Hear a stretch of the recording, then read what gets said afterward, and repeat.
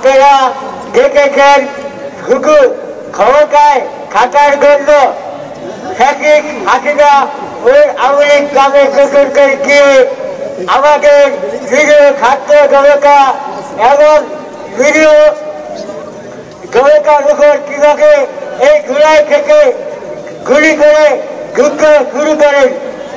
এমনকি 5ই আগস্ট যাত্রাবাড়ি খালের সামনে খুব কাছ থেকে এই আওয়ামী লীগের গোসলের নগদ পুলিশরা আমার মুখে খুব কাছ থেকে গুলি করে আমার মুখে খিন্ন খিন্ন করে দেয়।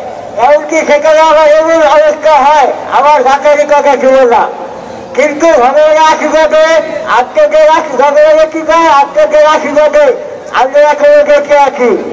আর তাই আমি আপনাদেরকে বলতে চাই যে এই বাংলাদেশে যেহেতু আপনাদের আশীর্বাদে আমি নতুন জীবন পেয়েছি, তাই এই বাকি জীবন আপনাদের জনকল্যাণে দেশের স্বার্থে নিজেকে উৎসর্গ করে দেব এবং এই দেশের দুর্নীতিবাজ টাকাবাজ